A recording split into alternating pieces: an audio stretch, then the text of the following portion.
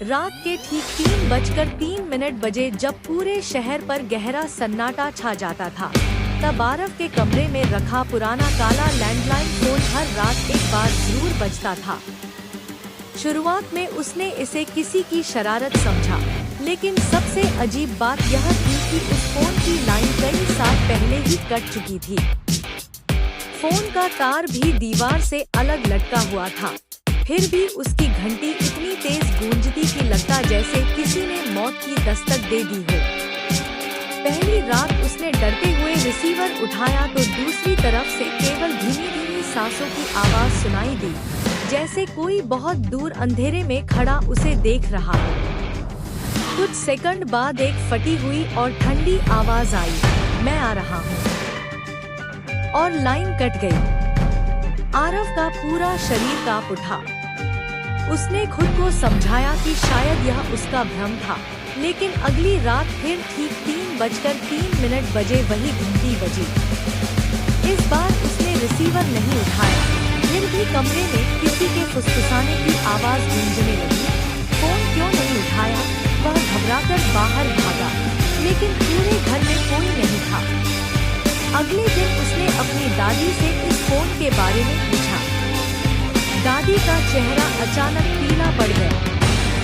उन्होंने कांपती आवाज में बताया कि यह फोन कभी उसके दादा के दोस्त मोहन का था, जिसकी रहस्यमयी मौत कई साल पहले इसी घर में हुई थी।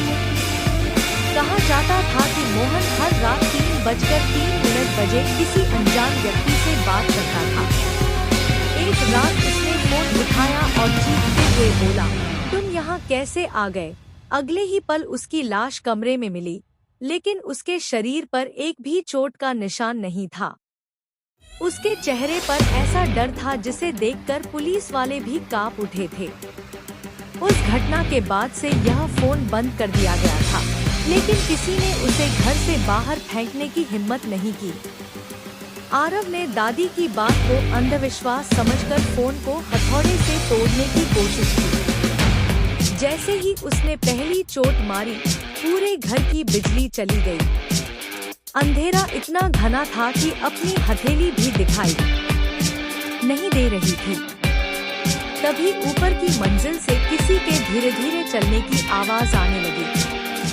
ठक ठक ठक। हर कदम पहले से भारी था। आरव ने मोबाइल की टॉर्च जलाई, लेकिन उसकी रोशनी बार बार अपने आप बंद हो रही थी।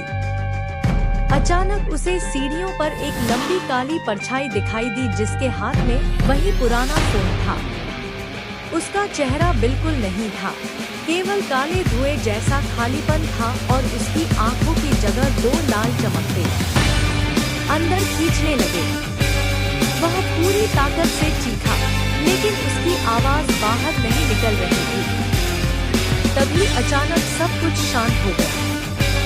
सुबह जब उसकी आंख खुली तो वह अपने बिस्तर पर था।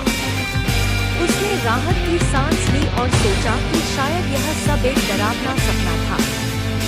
लेकिन तभी उसकी नजर मेज पर रखे फोन पर गई। रिसीवर अपने आप धीरे धीरे हिल रहा था।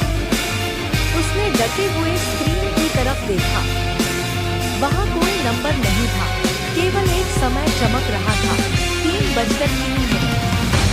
उसी क्षण फोन फिर बज उठा। इस बार उसने हिम्मत करके उसे उठाया। दूसरी तरफ से किसी बच्चे के रोने की आवाज आई। फिर अचानक वह रोना डरावनी हंसी में बदल गया। आवाज बोली, अब तुम्हारी बारी है। उसी पल पूरे कमरे का तापमान अचानक गिर गया।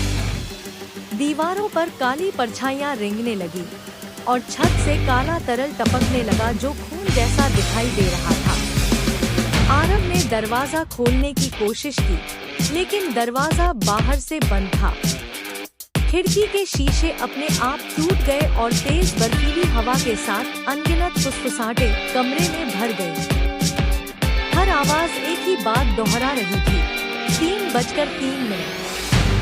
3:03, 3:03। तभी उसने देखा कि कमरे के कोने में एक छोटी लड़की खड़ी थी। उसने सफेद पुरानी फ्रॉक पहन रखी थी। उसके लंबे काले बाल उसके चेहरे को ढके हुए थे और उसके हाथ में वही पुराना फोन था। लड़की ने धीरे धीरे अपना सिर उठाया। उसके चेहरे पर आंखें नहीं थी, केवल गहरे काले गड्ढे थे जिनसे काला धुआं निकल रहा था।